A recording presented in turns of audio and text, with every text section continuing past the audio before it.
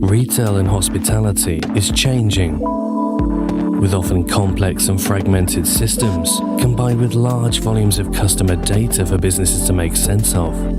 It's critical to work with the right partners in order to guarantee success. At Tratec Consulting, we help retail and hospitality businesses transform their technology, removing overly bloated processes and creating unified and efficient systems of working throughout. So don't just take our word for it. See for yourself. Tratec Consulting, the leaders in technology transformation across retail and hospitality.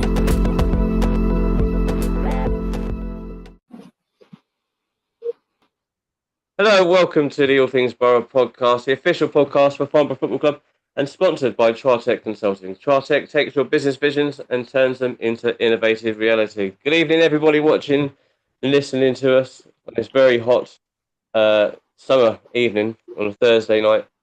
I'm Alan Lazormo. I'm joined by Simon for this podcast episode. Simon, how are you doing? Well, thank you. No, I've done anything this week because I've been off, so happy days. But I did go to. I've been trying to fill my days with going to the cinema and watching football. So happy days. Fair enough. You've been to one of the friendlies already, haven't you? Yeah, I went on Tuesday to Ashford Town. Good result. 4-0. Saw our very esteemed guest this evening there as well. So that was all good. It was good. And then I'm going tomorrow night as well against Ascot. That's what proper fans do. So we go to these friendlies. Yeah, right. Okay. And that leads on. We've got as you said, a very esteemed guest. We've got Carl Dugmore on today. Carl, how are you doing? I'm all right, boys. How are you? Good. Yeah. How are you? Are you not hot? It's baking. It's been absolutely baking today. It's horrible, isn't it? No, we shouldn't complain. It'll be raining next week. Shouldn't complain. Yeah, absolutely. I think I'd rather the rain, to be honest. I would as well. I'd rather be cold than hot. Yeah, I'm saying this before. I'd rather go skiing than go on the beach. To be fair. Yeah, absolutely. So would I. But for me, it's maybe a 60-40 split though in favour of the skiing though. To be fair, I don't mind the sun and hot weather. It's just I just don't like working in it. That's the only. That's my gripe. I me neither. I hate working. Yeah, true. Well, you don't work anyway, so but yeah, good. But anyway, yeah. So we're doing this. We're doing this episode because obviously the fixtures have come out. Yesterday they came out. Carl, first of all, you've been to the two friendlies that have happened so far. Yeah, I have. Yeah. The two games and the players. Chalk and cheese, really. Cobham was just awful, but you know it's the old cliche. It's minutes in legs. Results don't matter. It's pretty much a brand new team. They got to get to know each other and stuff.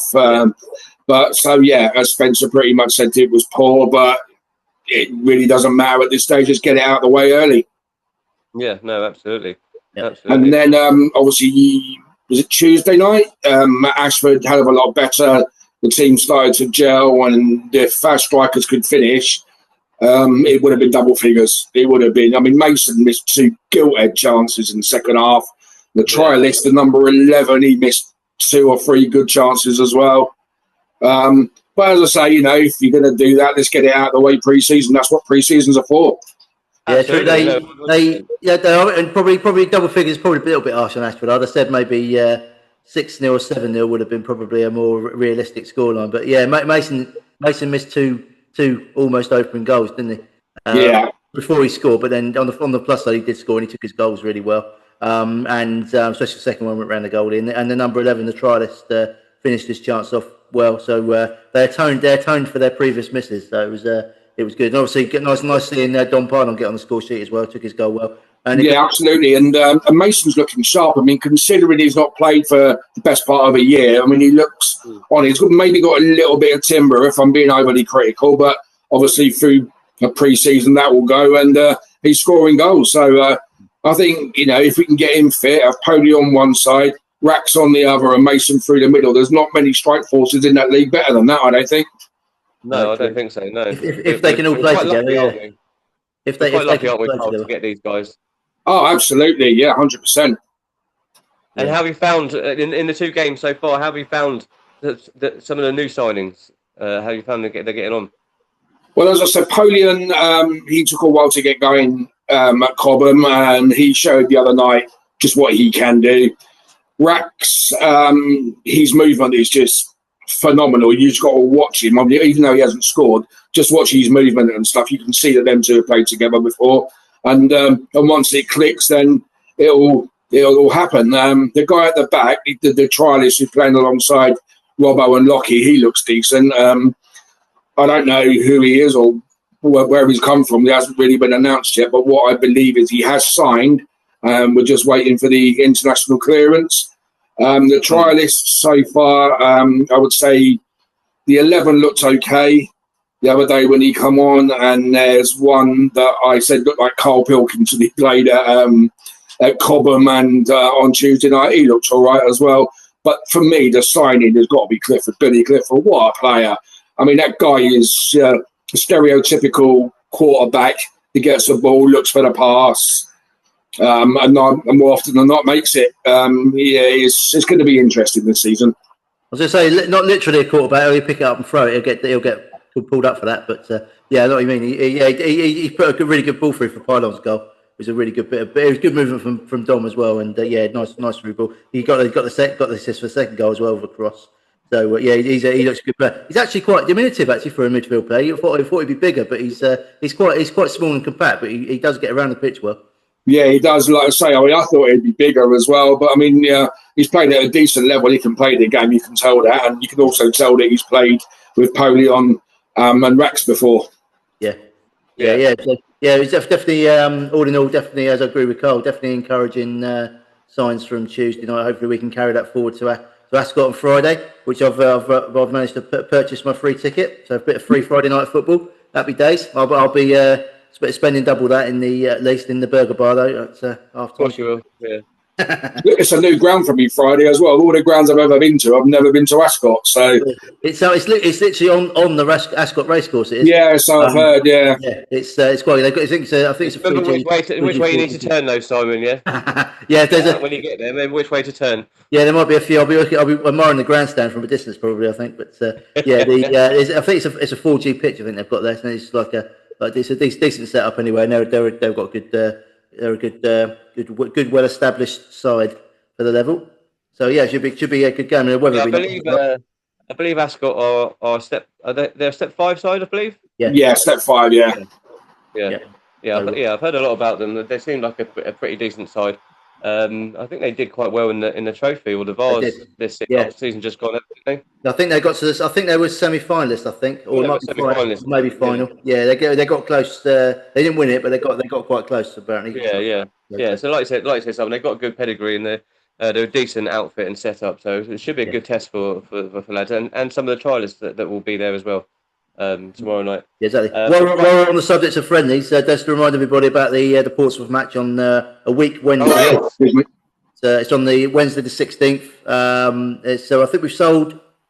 Probably you're the best person to ask about that. I don't know if you get involved. Okay, if you just bear with me, I will let you know. I'll just go onto my app quickly. I'll let you know exactly how many online tickets we've sold. The last count was about 700, I think. So which is quite good.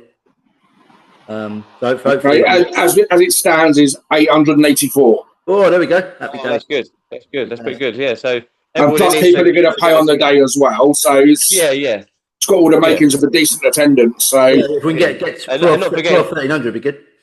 Yeah, not forgetting all the Pompey fans that will be travelling up as well. There'll be plenty of them coming because most of them will be in the area because they're playing Woking the day before anyway. So they'll make a nice sort of weekend out of it or midweek out of it anyway.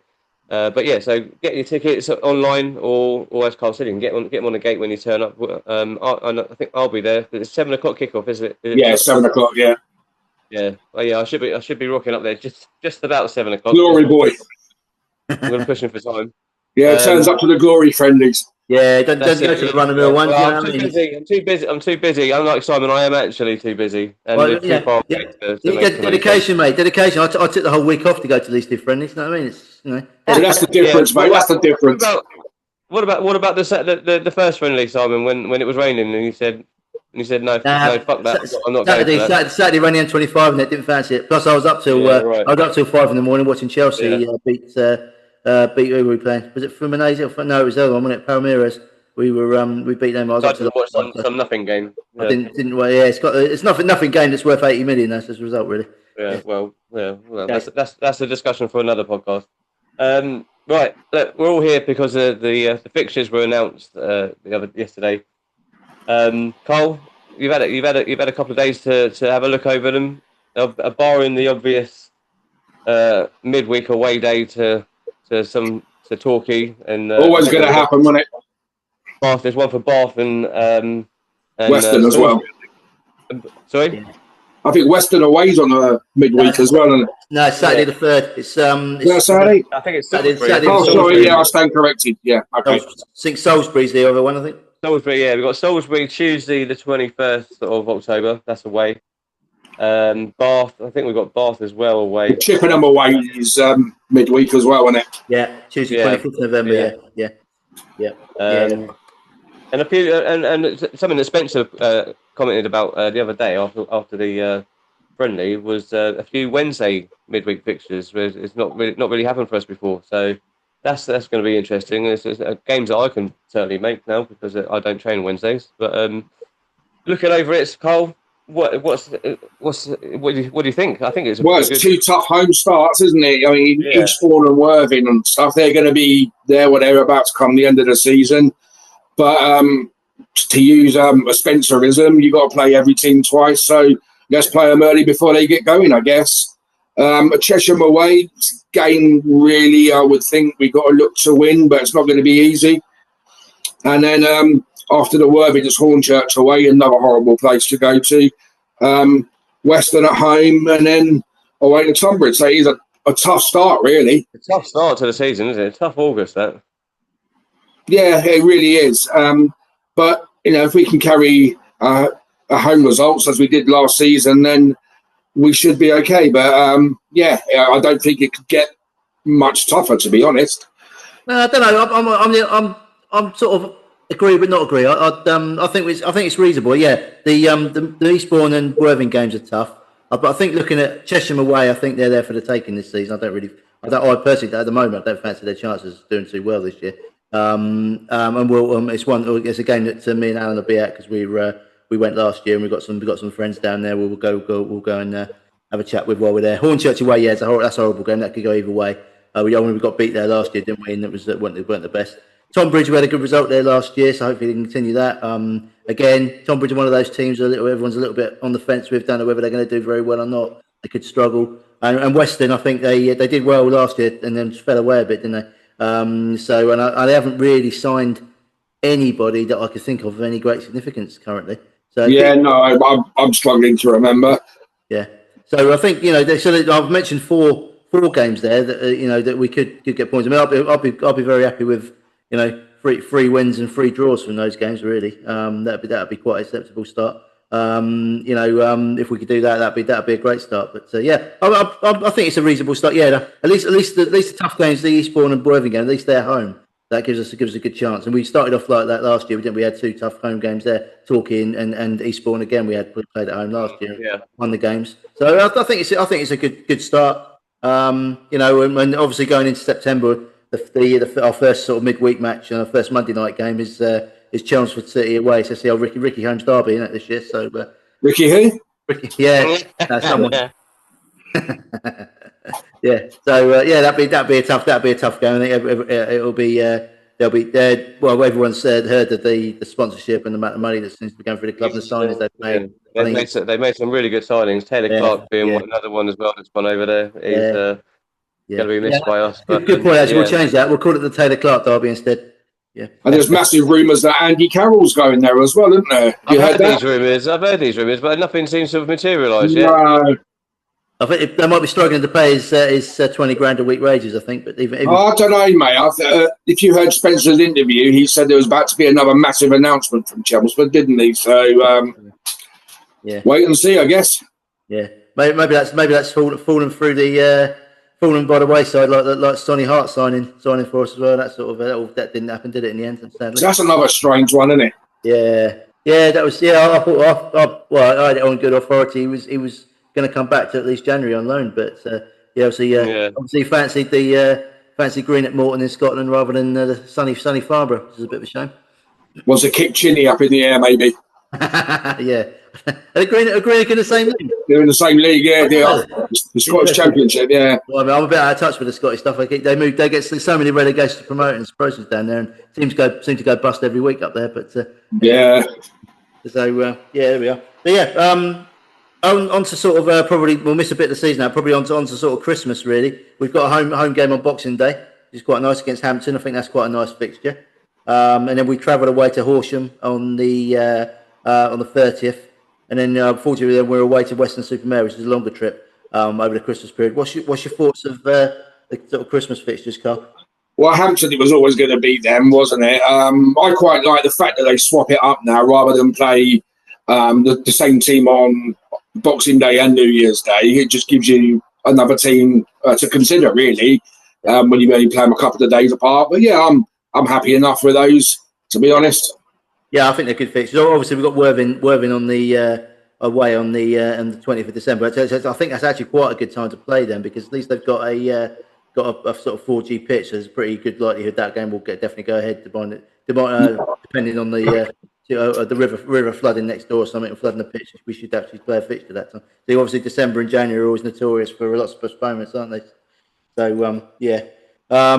It's all all in all, I'm quite happy with the fixtures. Really, obviously, Torquay away in the midweek is a shame, and I think, and also I've seen the Torquay Talk guys, the Goals Eye View, they've also expressed their disappointment of having it on the midweek as well. They've obviously got to come to our place on the midweek as well, which is a shame. They're a bit disappointed with that, which is probably says a lot really for the from last year.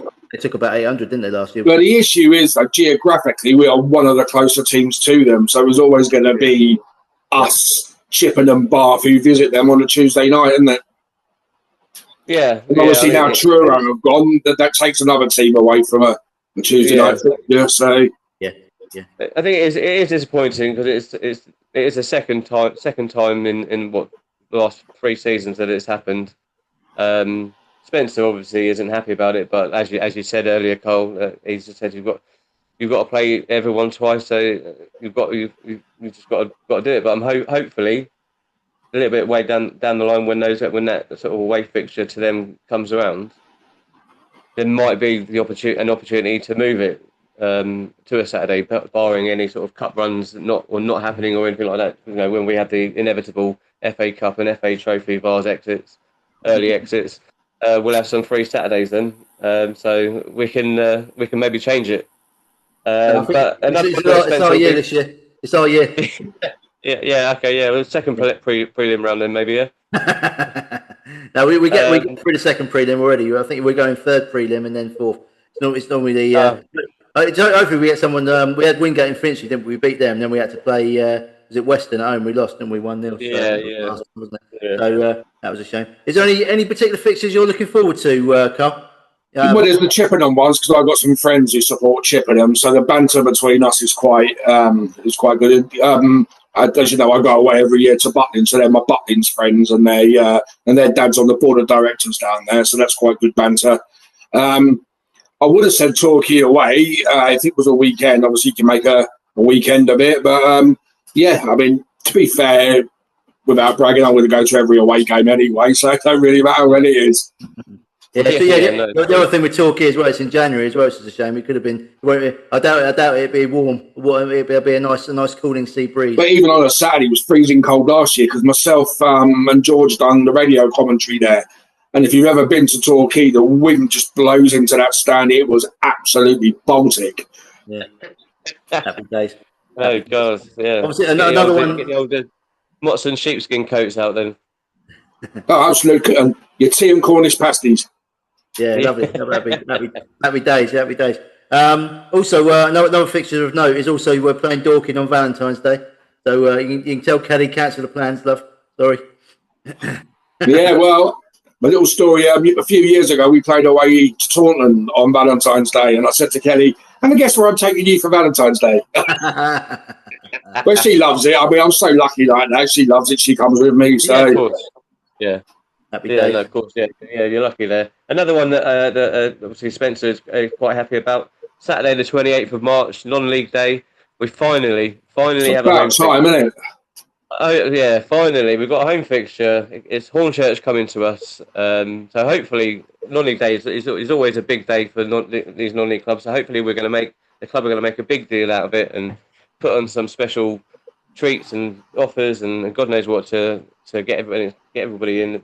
And it's going to be March. It's going to be nice weather, so we should get a good decent crowd for that game. So yeah, so we're thankfully the non-league people gods have fallen in our favour this season. Yeah, well, I'm hoping the club actually put on maybe do kids for £1 or something, and then do like Yeah. We might even. Well, kids are free anyway, aren't they? up to 14, yeah. But no, do kids for £1 or something, and £10 for adults or something. Could do that maybe. Don't know.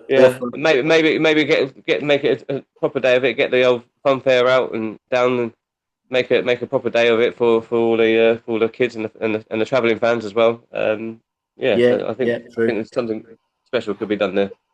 Looking forward to that. What about you, Simon? Any game you're particularly looking forward to going to, or team you're looking forward to coming to us? Well, I actually wouldn't mind going down to Torquay actually, but it depends on depending on work. But I wouldn't mind going down there. But I'll probably get the train down if I to go. Got a bit of time to consider that, and also it might mean that I might well be working. But we'll have to see. But I'm probably going to try and go away to Slough because that's October. I've not been to Slough. Every time I try and go, something comes You're not missing anything, Si, let me tell you. Yeah, I know, but it's a fairly local game, and it's quite good. Dorking would be good. We're definitely going to do that trip again this year. That'd be good. I might. Obviously, Hemel Hempstead will go to because it's only around the corner for you, isn't it? I'm just going to look. The Hemel Hempstead is away. The away game's on the 20th of September, so that'll be the away game. But I'm actually looking forward to having some of the relegated sides at our place, like Dagenham. That's the end of January. I'm feeling that might get if we're into the fourth round of the FA Cup, that might get postponed. So that's already one that's. But going back to Dagenham side, what do you make of Hagan, Reggie going there? Yeah, just a bit disappointing. I mean, obviously, looking at the way we're set up, playing a 3-5-2, I'd love to have had Haig still with us because he'd have played the number 10 right. It would have been ideal. I think that's what Spencer was looking for, really. He'd have been great in that role. And obviously Reggie leaving's a shame. But as Spencer alluded to last week, it's a bit about the money really, and the prospect of possibly winning a title. So and they've made some good signings. Whether they're going to get in the team is another thing. Reggie probably will, but Hagee, I don't know. He might be a little bit in and out, which I don't think will help him. I think he needs to play games. It's a shame really, but obviously Hagee's only had a 1 year deal, so if it all goes a bit pear shaped for him, we might see him back in a couple of months. Well, interestingly, at Cobham on Saturday, Reggie's dad was there. Really? So I was chatting to him because I know Dan quite well, and I was just sort of asking how Reggie got on because they played on the Friday night against Laveley, and they got hammered 3-0 or 4-0, I think it was. And he said he played half an hour and he swapped with Hagee at half time. So he's obviously, and I said to him, is he playing Reggie as a wing back? And he said, yes. I think Reggie's days as a left winger is gone now. Yeah, I got that feeling because when they announced him, Burnley, they said wing back Reggie Young, and I thought he's not going to like that. Yeah, they did, didn't they? Yeah. Yeah, he's not going to like that. But yeah, it's I think they've both signed 1 year contract, which I know is normal for this level, but I don't know. It's it's normal for this level for a part-time club. Do you know what I mean? I know we've signed a couple of players on 2 year deals. That's out of the ordinary for a part-time club, but for full-time clubs, sign someone on a 1 year deal kind of strikes me as a bit they're sort of testing the waters with him really. It's a gamble for them, yeah. They don't want to gamble too much by giving him a longer deal, and then they don't do well, and then they've got. What you've also got to remember though, on a longer deal there. Well, you've also got to remember that Dagenham haven't got any ownership. No one seems to know who's running the club. There's no chairman. They don't know who's setting the budget. We had an off the record chat with someone who shall be nameless. And he sort of let us know into a few details about Dagenham. I mean, it all seems a bit, I don't know, weird. The question was asked, who's setting the budgets, who's running this, who's running that, and the answer came back as don't know. So I don't know who's making these signings. Well, I know they were struggling for a manager, and they ended up getting Lee Bradbury, didn't they? But I don't think he was anywhere near their first choice, to be honest. He was about number 5 or 6. Apparently. Yeah. So yeah, and obviously these managers that were obviously touting for these jobs, they would have gone in there asking those questions: what's the budget, who's setting this, and the answer would have been, I don't know, and that's not good, is it really? So I could sort of see why managers wouldn't want to take the chance. I think it probably would have been more of a. You don't need to worry about that right now, rather than a don't know. I don't think any club would go in there saying I don't know to any manager. It's not very professional, is it? But then I would have thought any potential player would be asking, what are the ambitions for this season, and So I don't know. I mean, I've never sort of played at that level, but if I did, that'd be a question I'd ask. Maybe the question is how much and how long, and that was it. That's as far as maybe. Yeah. And I suppose with some clubs, obviously some professional clubs, the question probably should have been, am I actually going to get paid? When is the actual payday? We've got clubs like Sheffield Wednesday in the Championship that are in absolute dire straits at the minute with their finances. But so maybe that should have been a question as well. But look. What do you reckon about the teams that have come up? Because obviously this is a very strong National League South. Again, it only seems to get stronger and stronger year on year. So what do you reckon about the clubs that have come up? I mean, it's like all of them. They're going to be unknown quantities until we see the early results and things like that. I mean, they're up for a reason, so they're obviously decent sides.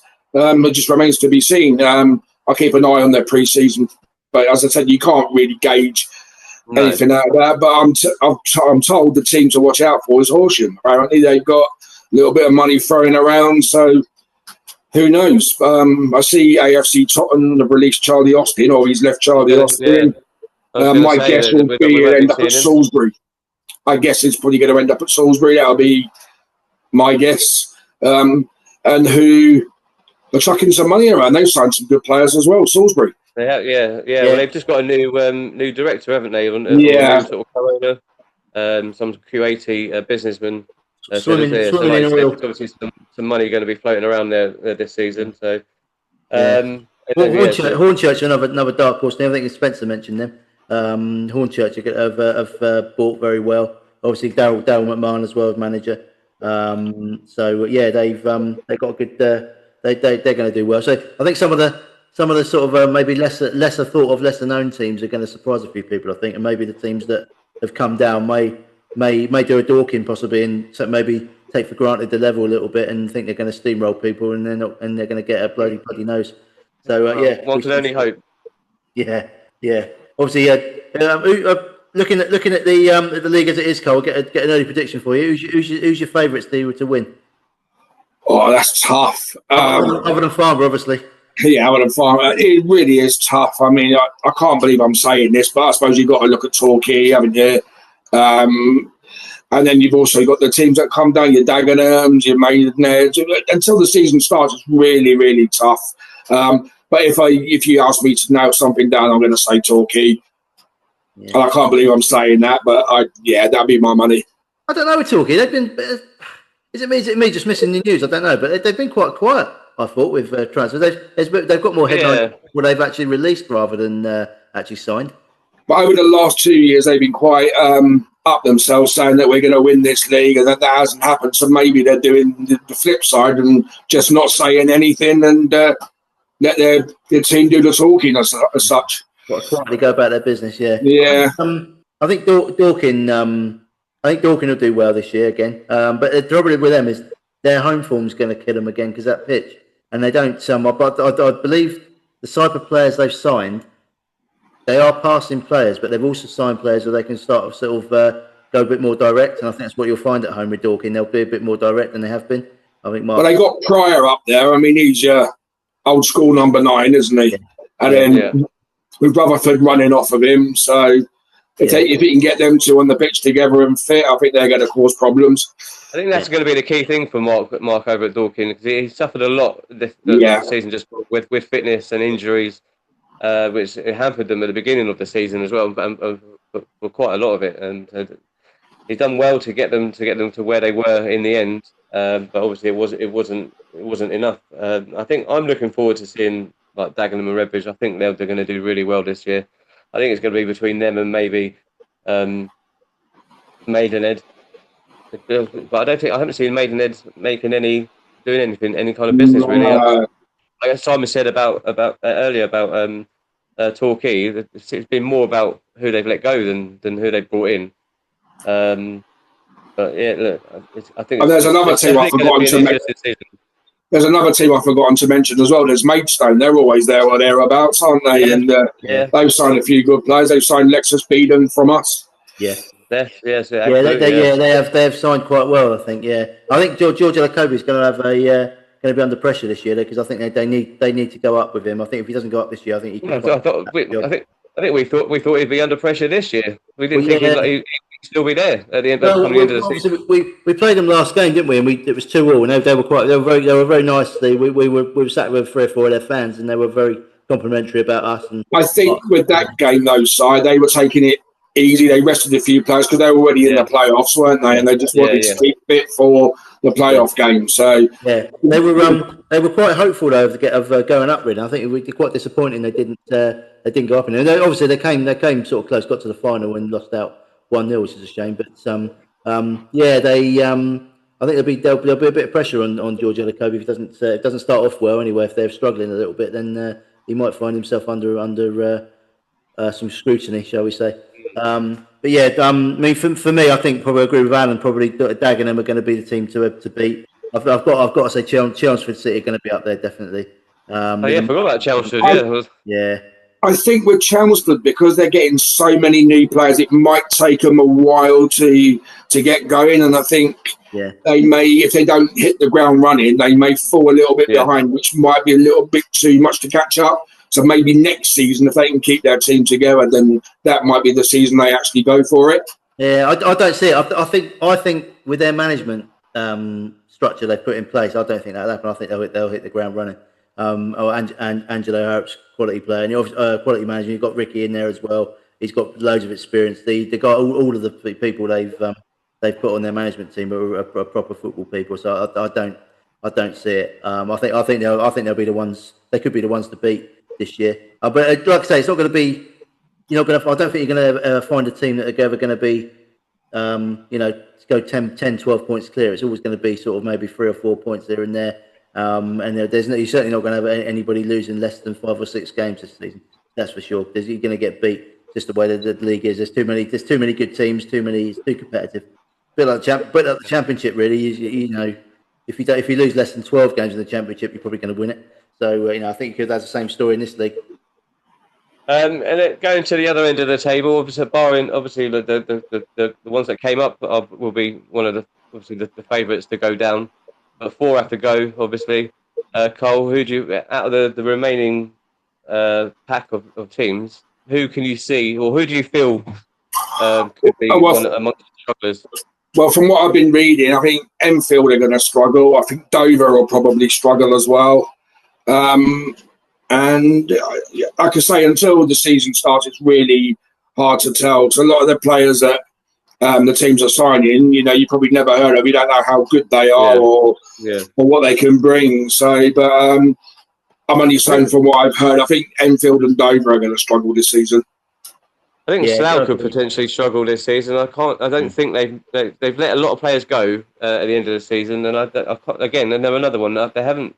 They've brought players in, but they're not. I don't think I can see any sort of players there that are going to do much good for Scott Davies there. But look, hopefully they'll be okay. Nice local side for us. I think you might find some teams that are sort of national south stalwarts really struggling this year, like teams like Tonbridge, Weston.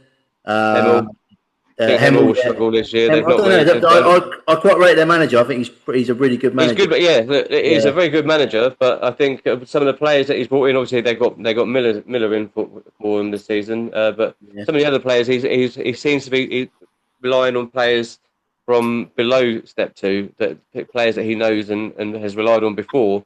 Yeah. But whether they can do it at this level is another question. Well, on the banter pages on Facebook, the Hemel fans are quite upbeat. They think they're going to have a good season. So obviously they know something that we don't. Maybe they've just been hopeful. I don't know. Yeah, maybe. Tottenham, I think, another one are going to struggle. They might start well, Tottenham, though, and they might start falling away. But yeah, I think I agree with Carl. Enfield, Dover, Tottenham, Hampton, and Richmond as well. Another one I think might struggle. And Bath possibly. There's a few there, maybe 6 or 7 now. I think they might be the sort of bottom 7 or 8. Chipping them as well. Yeah. Possibly. Are we going for Cole touched on it earlier about having a bit of money there. Horsham, are we going for them as a bit of a mid-table dark horse? Yeah, I think mid-table. I don't think they're going to be in and around the playoffs, or at least not this season. But I think they're going to upset a few teams, and I think they're going to be safe. Yeah. No, I think you could. I think you're right there. Finally, Carl? Before we touch on other things, what's your prediction for Farnborough this year? Where do you think we'll end up? Do you know what? As long as we finish 10th or higher, I'm happy with that. Anything higher than 10th, it's a better season than last season, isn't it? With the players we've got, I mean, I hate to say it. I mean, we should really be looking at playoffs, I would think. But as you keep saying, there's big teams in that league this season, and we're going to have to go some to get in and around the playoffs. So we'll see. But like I say, I'll be happy with 10th or above. Yeah, good. Yeah, I think I agree with that. Yeah. Up until we made a few signings the other week, I was thinking, 23rd, I'll be happy. But 19th, I'll be happy. Yeah, I think like I said, we made some good signings, and if we can keep them all on the pitch, which is the number one factor, because we are going to have the biggest of squads. So we need to make sure we try and keep these people fit. Maybe get a few good loans in during the season that work out. To complement what we've already got, top 10 or top half of the table would be a good finish for us. I think, just bearing in mind the quality of the teams that are in. There's probably 7 or 8 teams you can name off the top of your head that have probably got massively bigger budgets and are signing much bigger players than we have so far. So I thought every team in the league had a bigger budget than us. Yeah. Well, obviously, Spencer sort of alluded to it last week that we didn't spend as much as other teams. Put it that way. The thing is, though, all joking aside, I mean, it shows a statement of intent that the owners are willing to put their hand in their pocket and get the right players in. So there's obviously ambition there. Yeah.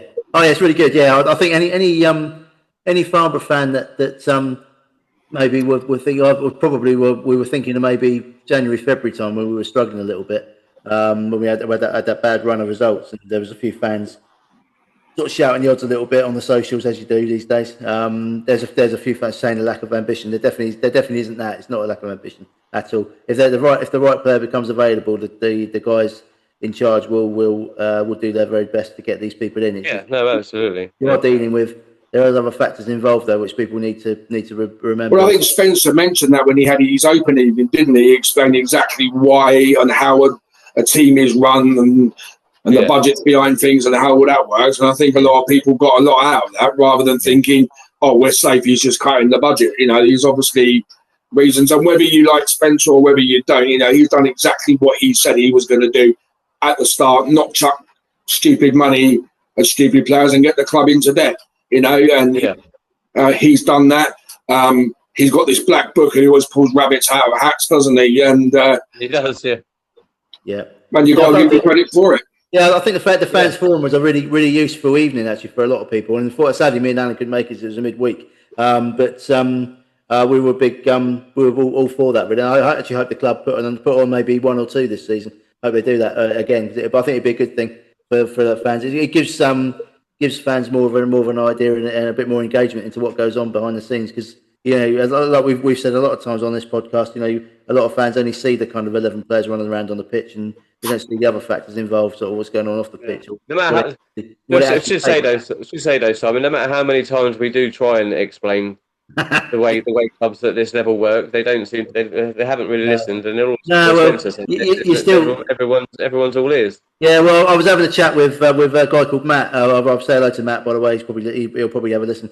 I've met him before. I met him at Bracknell once or twice as well. He's been down there, and I've met him in the crowd there. But we were saying the same thing. You're all hoping for either a sort of a Qatari sheikh to turn up, or a or someone wins the lottery and just sort of said, right, I'm going to give the club £2 million. There you go, off you go win the league. You know what I mean? And or my version of Dreamland is knocking down the main stand and building a brand new one, a bit like Hayes and Yedden have got all the way along. So we could nice new changing rooms, that sort of stuff. That's what I would invest the money in. But everyone's sort of hoping for it. And unless you get that, you're not going to.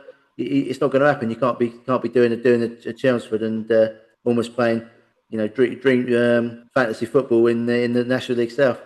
No, but all those involved as well are getting really good sponsors. I mean, every day you see coming up on Twitter and Facebook, so and so was sponsored, and no more so than Pucker Pies. I mean, who doesn't want a pie on match day? Happy days. I was celebrating on that one. I tell you, happy days. Yeah, Simon will be happy. Simon will be happy there for sure. I do like a good pie. I think the profits of Sylvia's Kitchen will go down if Simon moves away from them onto Pucker Pie. Yeah, we're going to have a good few outlets. I think Roger could be out of a job there. The way it's going, what's going on there? Carl, last I just want to touch on something quickly. You've obviously seen over the last few years with the National League South the amount of full-time clubs obviously that are coming down. It's growing and growing. The size of them in our league, which is supposed to be essentially a part-time league. What are your thoughts on this with all these full-time clubs, and how do you feel about our club potentially in the probably not too distant future taking on this new sort of hybrid sort of role? Is it something that we need to do? And when we do, it's got to be done the right way, right? Absolutely. I think, as Spencer has alluded to more than once, if we're going to stay in this league and compete, then it's going to be at least a hybrid role, if not full time. But then obviously that then means a bigger budget, more investment, more players, but it's not just the playing staff; it's the coaching staff and everyone else around as well. They all go full time. I don't agree with it. I think, as you rightly say, Al, it should be a part-time league.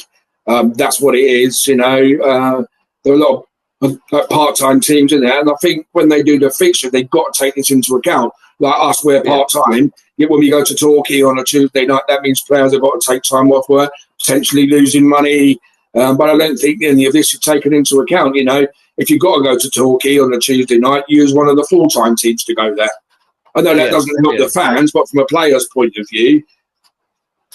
Yeah, I always think absolutely. A lot of people do talk about, obviously, in the high leagues like the Premier League, Championship downwards.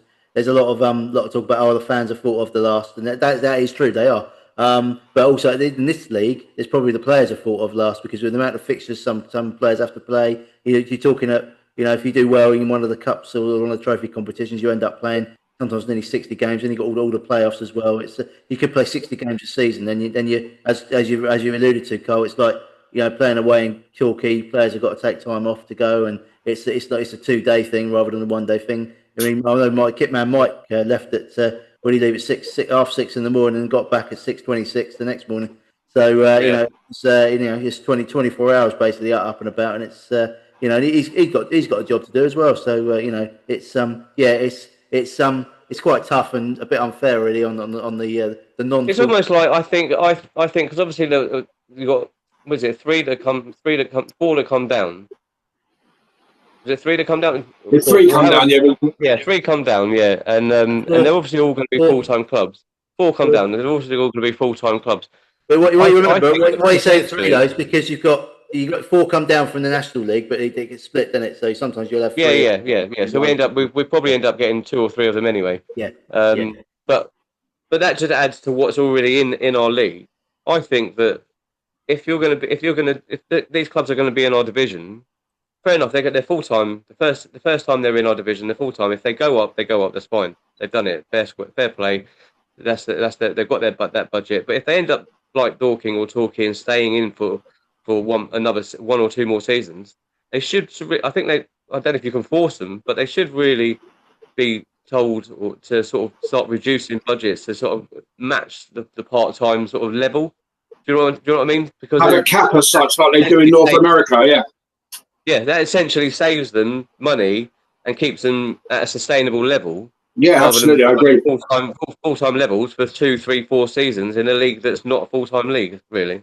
Well, do you know we did an interview with Kieran Maguire early in the midway period last season, and he actually said, something I didn't realise, that the National League, there's no cap, and there's no SFP or FFP involved in it, so they can spend what they like. So there's a lot of clubs that actually want to get relegated down, so they can spend a load of money on players, stick them on long-term contracts, and then get themselves back up. The problem with that, Simon, is they won't be under the scrutiny of FFP, but they'll still be under the scrutiny of their own financial advisors and their own banking accounts. So they'll still be running at a loss. It's just that they won't be punished or penalised by the Football League. But as we know, there's not 95% of football clubs are basically ran and kept afloat by one benefactor. So as long as that person, which is okay all the time they stay there, but as we found out in the past, all it takes is for them to take their toys home, and then you're left with players on mega contracts that are unsustainable, and therefore ended up, getting the club into debt and administration, and then ultimately liquidation. Exactly right. Yeah, that's what I mean. That's why I said that the longer they stay in our league, the more the need for them is to be sustainable. So they have to start reducing their budgets to match the league. Look at Dover. Look at Dover. They were a full-time club a few years ago, down into the National League South, and then down. Now they're back up, obviously, but they got relegated a couple of years ago. And nearly went out of existence, didn't they? Nearly went bust. Torquay nearly went bust. The Yeovil had the same issues. Weymouth is another one. Weymouth, There's a lot of these clubs. They're a ticking time bomb, Carl. They really are. They're one day, literally one day away from going out, because the owner could turn around and say, right, I've had enough, can't invest anymore, and then bang, overnight you're in administration and you're buggered. It's precarious, really. But unfortunately, as Kieran also alluded to, these people seem to come out the woodwork every left, right, and centre, and they seem to be prepared to plough money in left, right, and centre, and keep chasing the dream, keep chasing the promotions, chasing the titles. And while they're doing that, you've got clubs like Farnborough trying to run as a business, and are always and never really going to be able to compete with these clubs. It's a shame. But again, as Spencer said in his pre-season interview, there's going to be a lot of owners out of money this season because only 2 can go up. So they're all chucking money for 2 spots, essentially. It just doesn't make sense. Exactly. There's no real sense to it, really, is there? There is a bottleneck at non-league level with regards to teams going down and coming up because of the way that it's structured, and no more so than the sort of the free up, free down campaign that's going on between the League Two and the National League. I mean, I think that might come in next season, actually. I think it'll be as soon as that. It needs to happen. So that will solve some problems at that level. But then obviously when you get down to this level, as soon as it gets regionalised, it becomes very difficult to avoid that bottleneck of teams. It's going to be an ongoing problem, I think, at this level. It makes it very difficult to go up. But there we are. Look, great chat, guys. Carl, thanks for coming on. It's been great getting your insight and your thoughts on the fixtures and pleasure, mate. Anytime. We'll get you on later on in the season once we're either up there or down there, and you'll get your thoughts on the season. We'll see you at the ground anyway, and some of the away games anyway. But thanks for coming on. Cool. Great. Don't go away. We'll have a little chat afterwards when we go. Yeah. Simon. Yeah. Thanks very much, Carl. Cheers. I'll see you tomorrow. Guys. See you at Ascot. And also, we'll bring up this recording halfway through the season. Test your predictions out. See how far and there you've got. So that leads me to say that this episode was sponsored by Chartec Consulting, taking your business visions and turning them into innovative reality. For more information, visit chartecconsulting.co.uk. That's a good night from me. Don't forget to like and subscribe to our YouTube channel. Thanks for watching and thanks for listening. Simon, say good night. Yes, guys. Thanks for listening and watching. See you next time. Yeah, we will see you all soon on the next episode.